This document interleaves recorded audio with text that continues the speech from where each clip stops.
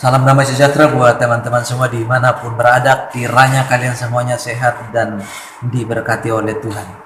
Nah, teman-teman sekalian yang saya kasih dalam Tuhan kita Yesus Kristus, pada kesempatan ini saya akan membahas mengenai latar belakang logos di dalam Injil Yohanes. Karena seperti yang dikatakan oleh para polemikus Muslim, yang mengatakan, misalkan Zakir Naik ya, dia mengatakan bahwa logos di dalam Injil Yohanes itu merupakan pinjaman dari logos philo, yaitu bahwa logos itu berarti bahwa hanya sebuah perkataan.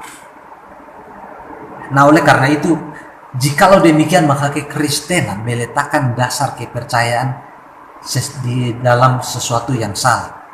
Dan bukan hanya itu, ternyata kekristenan berkontradiksi dengan Rasul Yohanes itu sendiri.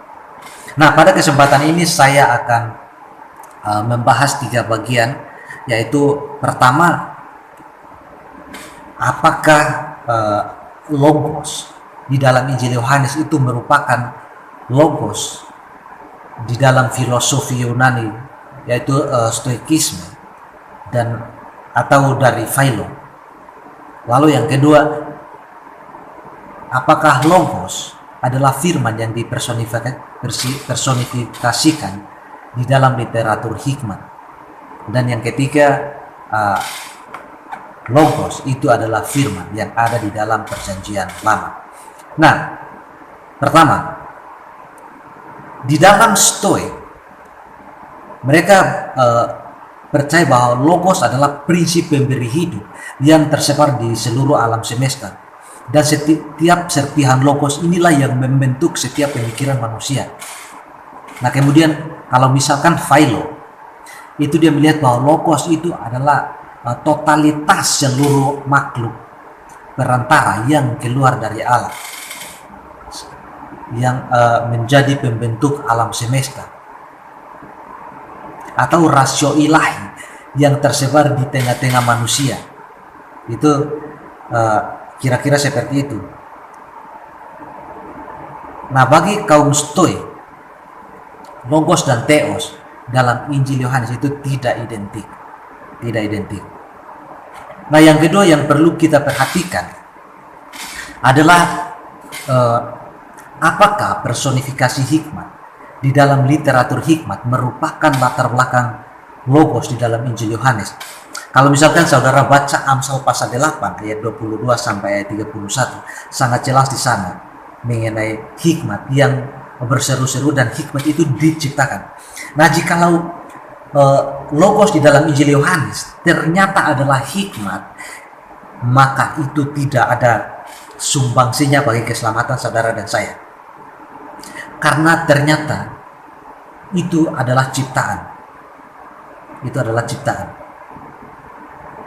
Nah, apakah ini merupakan konsep yang dipakai oleh Yohanes ketika menulis Injilnya, atau kita ada alternatif lain selain daripada itu? Nah, ada sebuah studi yang baik dari Profesor Andreas J. Kostenberger. Dia memberitahukan kepada kita bahwa logos di dalam Injil Yohanes berbeda dengan hikmat yang dipersonifikasikan dalam sejumlah aspek penting. Yaitu yang pertama, literatur hikmat tidak mempresentasikan hikmat sebagai pribadi kedua dari Allah, namun hanya sekedar sebuah atribut ilahi yang telah hadir bersama Allah pada saat penciptaan. Nah, Yesus sebaliknya berbeda daripada itu. Yesus digambarkan tidak hanya bersama-sama dengan Allah, namun dia adalah Allah sendiri. Itu secara jelas kita baca di dalam Injil Yohanes pasal 1 ayat 1 sampai 2. Jadi itu jelas di situ. Lalu yang kedua, hikmat tidak digambarkan sebagai satu pribadi. Ia hanya sebuah konsep yang dipersonifikasi, sebuah perangkat sastra secara umum. Namun dalam Yohanes sama sekali bertolak belakang.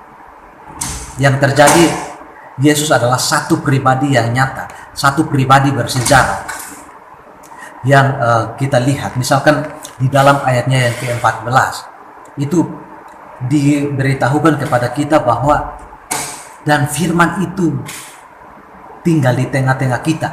Firman itu telah menjadi manusia. Nah, itu yang kita lihat yang disampaikan oleh Yohanes mengenai logos itu sendiri. Dan yang ketiga, adanya kenyataan yang tidak terbantahkan bahwa Yohanes tidak menggunakan istilah sufia atau hikmat, sebaliknya ia menggunakan istilah logos. Jadi itu sangat jelas bagi kita, sehingga kita tidak bisa berkesimpulan bahwa Yohanes menggunakan istilah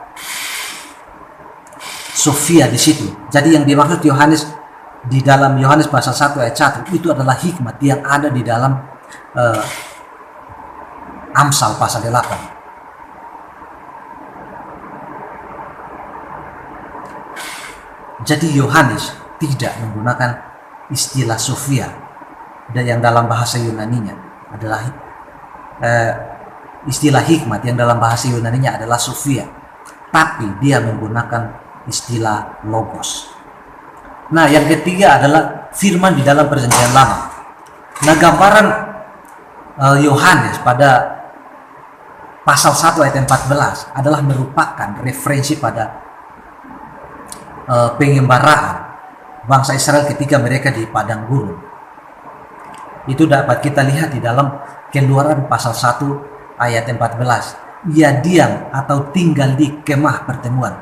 Dan Yohanes mengatakan bahwa dan firman itu telah menjadi manusia dan ada di tengah-tengah kita. Nah, kesejarahan antara Keluaran pasal 33 ada